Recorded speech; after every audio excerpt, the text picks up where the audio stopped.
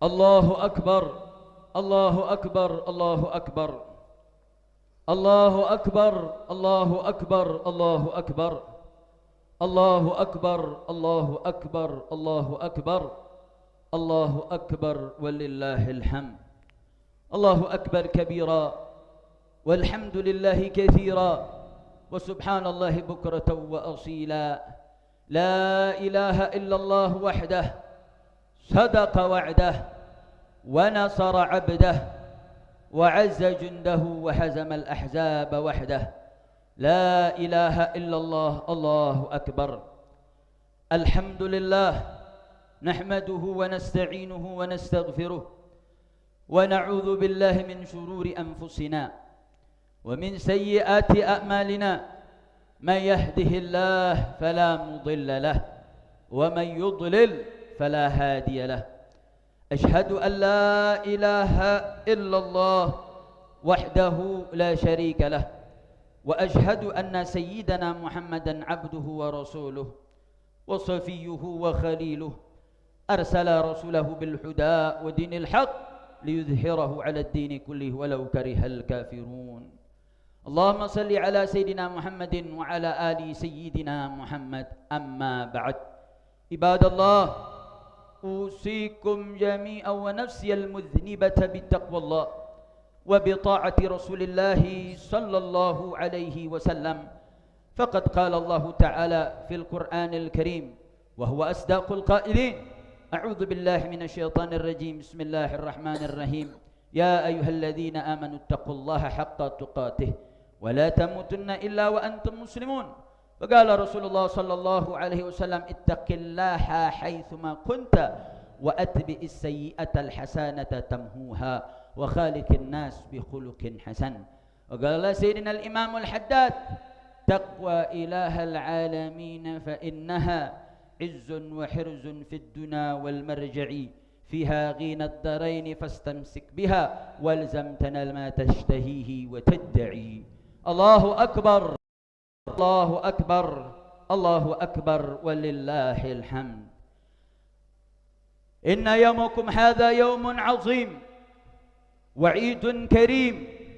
Sesungguhnya hari ini, hari yang sama kita telah berada di dalamnya, merupakan hari yang besar, hari raya yang mulia, yang dimana hari raya tersebut Allah subhanahu wa ta'ala telah menghalalkan makan minum dan mengharamkan kita berpuasa pada hari tersebut.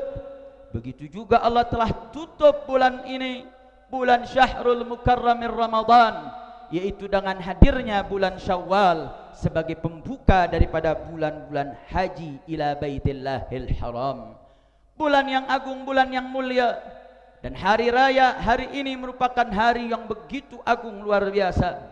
Sebagaimana Khalifah Umar ibni Abdul Aziz, khalifah yang menjadi khalifah yang digolongkan oleh para alim ulama sebagai salah satu khulafair rasyidin, di dalam khutbah hari rayanya mengatakan, sesungguhnya sumtum 30 yauman, kalian telah berpuasa 30 hari.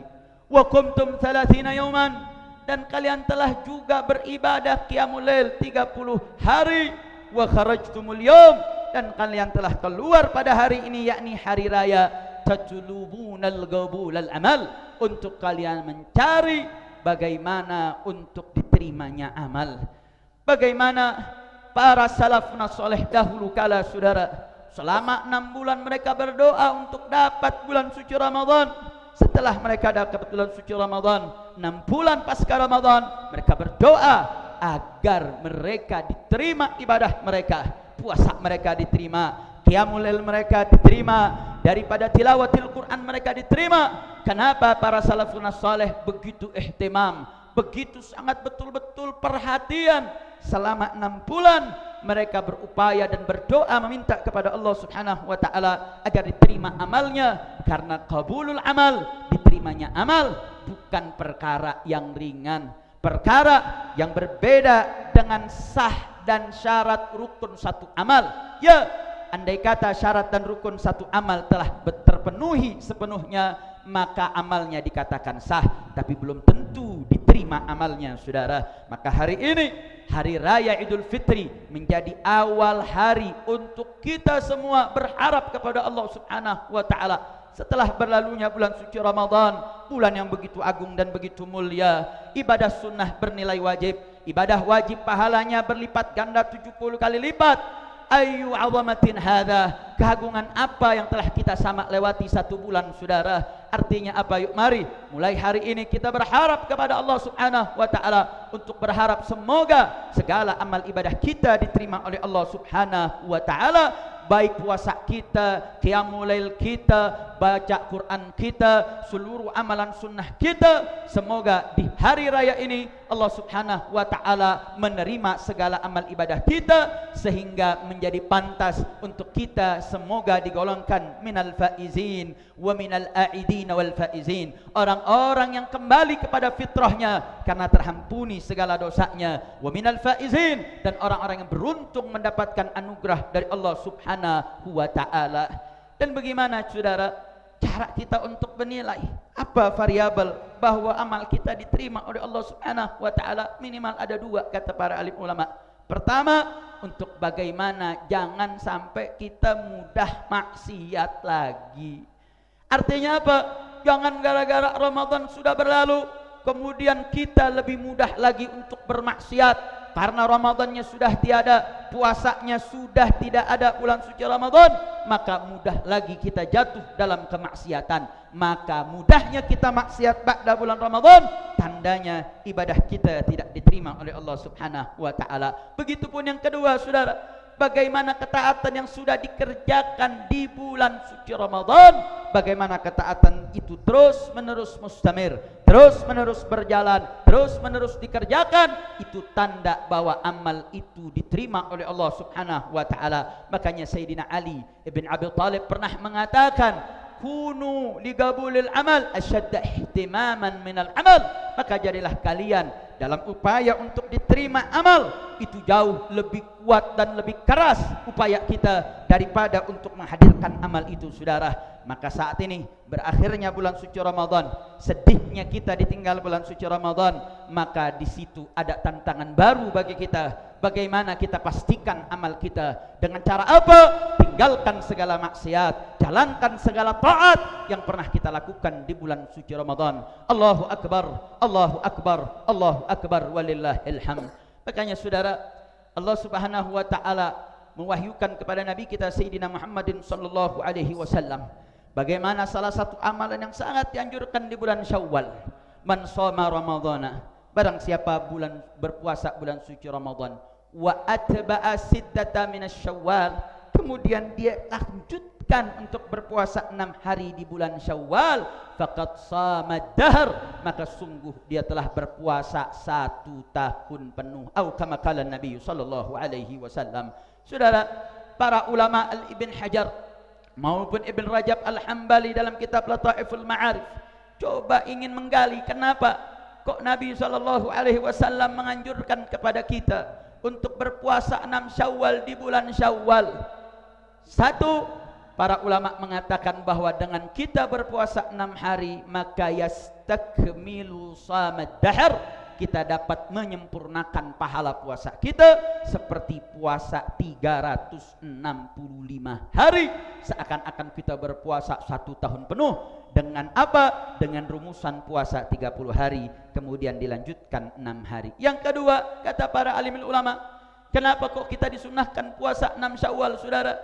Yang kedua, bahwasanya salah satu dilalah, bentuk tunjuk bahwasanya ibadah kita diterima oleh Allah, yaitu dengan kita berbuka pada hari pertama, karena diharamkan kita berpuasa pada hari pertama, kemudian dilanjutkan puasa 6 Syawal, maka itu salah satu indikasi ibadah kita selama bulan Ramadan itu diterima oleh Allah Subhanahu wa Ta'ala. Artinya apa?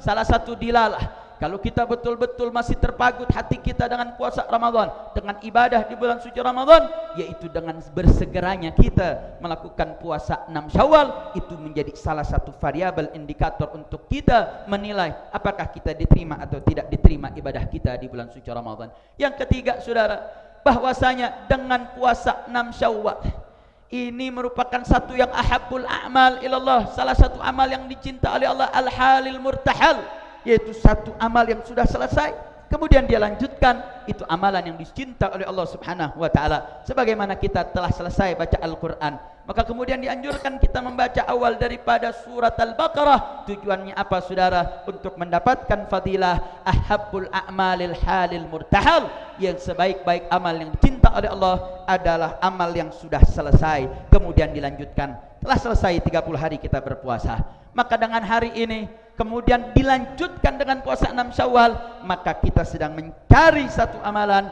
yang dicinta oleh Allah Subhanahu wa taala. Yang keempat saudara, kata para alim ulama, hari ini adalah hari pembagian upah bagi mereka yang berpuasa sebulan penuh. Maka hari ini Allah berikan anugerahnya, Allah berikan ampunannya, baik di malam terakhir bulan Ramadan sebagaimana dalam riwayat saudara, begitupun juga di hari raya. Maka dalam bentuk rasa syukur kita setelah mendapatkan magfirah, ampunan dari Allah, maka bentuk rasa syukur ampunan Allah yaitu dengan cara dengan berpuasa 6 Syawal. Sehingga puasa 6 Syawal adalah bentuk tasyakuran, rasa syukur kita atas anugerah. Anugerah apa yang lebih besar daripada ampunan Allah Subhanahu wa taala terhadap diri kita yang lumuran dosa banyak. Dosa mata kita, telinga kita, mulut kita, kaki kita, perut kita, kemaluan kita, semua anggota tubuh yang berlumuran dosa, Allah hapuskan dosanya, Allah hilangkan segala dosanya, dan ini merupakan anugerah dari Allah Subhanahu wa taala. Allahu akbar, Allahu akbar, Allahu akbar walillahil hamd. Dan yang kelima saudara, kenapa puasa 6 Syawal menjadi puasa yang agung? Puasa 6 Syawal ini ibarat salat sunnah rawatib wan nawafil, bahwa disunahkan oleh Nabi puasa. Bagaimana Nabi menyambut bulan suci Ramadan? Nabi berdoa, barakallahu lana fi Rajab wa Sya'ban wa ballighna Ramadan. Ya Allah, berkahi kami di bulan Rajab dan Sya'ban. Dan Nabi mensunahkan puasa bulan Rajab, mensunahkan puasa bulan Sya'ban, dan kemudian disunahkan juga puasa 6 Syawal saudara. Ini seperti salat rawatib, adanya gebliyah ba'diyah. Apa tujuan sunnah gebliyah ba'diyah saudara? Untuk memenuhi dan melengkapi kekurangan yang ada dalam salat fardu kita. Begitu juga dalam puasa saudara. Bahkan disebutkan sampai-sampai Nabi melarang, sampai-sampai kita dilarang oleh Nabi SAW. Dalam salah satu riwayat Nabi mengatakan, nahar rajula ayyakula sumtur Ramadan kullah. Nabi melarang seseorang sahabat, diriwayatkan oleh Abu Bakrah, bahwasanya Nabi melarang seorang sahabat mengatakan, saya telah puasa 30 hari penuh, atau saya telah puasa sebulan penuh. Nabi melarang. Para sahabat menggarisbawahi larangan Nabi. Kenapa? Karena tidaklah satupun orang daripada melakukan puasa Ramadan kecuali pasti puasanya fihi khalalun, puasanya ada kekurangan. Maka dengan berpuasa sebelum Ramadan, yaitu dengan puasa Rajab maupun Sya'ban, kemudian diakhiri dengan puasa 6 Syawal, maka puasa ini menjadi pelengkap. Bahkan menariknya, Al-Khalifah Umar ibn Abdul Aziz pernah mengatakan saudara, andai kata seseorang gak mampu mengeluarkan zakat fitrah, bahwa zakat fitrah itu satu kewajiban bagi seorang, bahkan sampai-sampai puasa itu pahalanya gak nyampe kepada Allah sebelum dia tunaikan zakat fitrah saudara. Andai kata ada seorang gak mampu buat bayar zakat fitrah, maka kata Sayyidina Umar ibn Abdul Aziz mengatakan, maka falyasum 6 Syawal, puasalah kau 6 Syawal, karena itu mampu menyempurnakan puasamu. Karena salah satu faidah daripada zakat fitrah adalah menyempurnakan daripada amal yang kita kerjakan di bulan suci Ramadan. Allahu akbar, Allahu akbar, Allahu akbar walillahil hamd. Melihat pernyataan terakhir ini saudara, ada satu fakta menarik, malhadz yang azim. Bagaimana kita melihat, kenapa sih kok Allah wajibkan zakat fitrah dalam puasa Ramadan? Apa korelasinya saudara? Para alim ulama mengatakan bahwasanya dalam ibadah al-zahirah, ibadah mahdah, terdapat korelasi kuat antara ibadah dengan kehidupan kemasyarakatan sosial saudara. Bahwasanya ibadah-ibadah dia tidak hanya mahdah urusan hablum minallah, bukan hanya urusan kita kepada Allah, tapi setiap ibadah terdapat unsur yang berkaitan tentang kemasyarakatan. Maka dalam khutbah yang singkat ini, kita hanya ingin mengambil 5 hal dalam rukun Islam. Apa kaitan daripada rukun Islam dengan kemasyarakatan sosial? Yang pertama, dalam syahadatain saudara, dengan membaca 2 kalimat syahadat, yang terpatri dalam hati kita, maka dengan syahadat ini memberikan penekanan bahwa orang yang bersaksi bahwa Allah Subhanahu wa taala dialah Tuhan satu-satunya, tiada utusan selain Nabi Muhammad sallallahu alaihi wasallam, dia bersaksi Nabi Muhammad sebagai utusan Allah, maka keyakinan ini menunjukkan kesetaraan dia, tidak ada beda antara satu dengan yang lainnya. Mau pejabat, mau rakyat, mau alim, mau awam, maka yang halal itu halal, yang haram itu haram, yang hak itu hak, yang batil itu batil. Dengan syahadat, kesetaraan antar umat dan hamba menjadi satu kesenyawaan yang tidak terpisahkan, saudara. Artinya apa?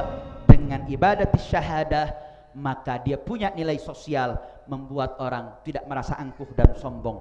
Dengan syahadah yang terpatri dalam dirinya, tidak membedakan antara yang kaya dengan yang miskin, yang hebat, yang kuat dengan yang lemah, semua menjadi setara di hadapan syahadah, kesaksian di hadapan Allah. Yang kedua, dalam rukun Islam salat, saudara. Dalam salat, dengan orang betul-betul menjalankan salat, maka akan dilatih dalam karakter pribadinya intibat, kedisiplinan dan keteraturan. Dalam setiap hari 5 waktu, ada subuhnya, zuhurnya, asarnya, maghribnya, isyanya. Orang yang betul-betul menjaga salat, maka dia akan terjaga kedisiplinannya di dalam menjalankan kehidupan. Ada waktu-waktu dia betul-betul teratur dalam menjalankan kehidupannya. Artinya apa? Dengan ibadah salat, ya, dia ibadah kepada Allah, dia sujudkan jidatnya kepada Allah, tetapi implikasi dalam kesosialannya, dia akan membentuk karakter yang disiplin, saudara.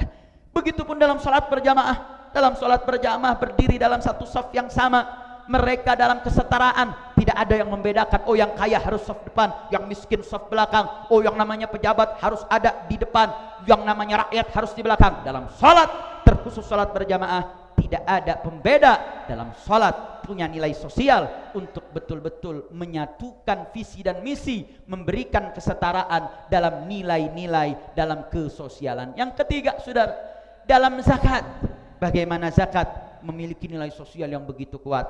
Dengan zakat muncul kesosialan, yaitu kepedulian antar sesama. Dalam setiap harta kita terdapat hak bagi saudaranya. Makanya dalam kewajiban zakat, zakat bisa menjadi pondasi dasar terbentuknya nilai sosial yang luar biasa. Yang keempat, puasa yang telah sama kita lewati, saudara. Dalam puasa telah sama kita lalui. Dengan puasa kita tahu gak enak rasanya lapar, saudara. Berat rasanya lapar. Dan ini menunjukkan rasa empati. Berapa banyak saudara-saudara kita yang bukan cuma bulan Ramadan merasakan lapar, tiap hari mereka merasakan lapar. Maka dengan puasa Ramadan tumbuh empati dalam diri kita. Makanya saudara, kenapa Allah wajibkan zakat fitrah? Ya, dalam Ramadan kita sama-sama lapar, tapi saat hari raya kita harus sama-sama menikmati kenikmatan Maidatur Rahman. Maka diwajibkanlah. Kenapa zakat fitrah dalam mazhab Syafi'i wajib dengan makanan pokok? Karena yang menjadi sebuah kenikmatan di hari raya adalah memakan makanan pokok. Itu menjadi nilai sebuah kebahagiaan. Di bulan Ramadan sama kita merasakan lapar, di hari raya kita sama merasakan kenikmatan Maidatur Rahman. Allahu Akbar, Allahu Akbar, Allahu Akbar. Dan yang terakhir, haji, saudara. Bagaimana haji menjadi pertemuan skala internasional. Bagaimana Allah Subhanahu wa taala membuat satu aturan, yaitu dengan melakukan haji di bulan-bulan yang telah Allah tetapkan.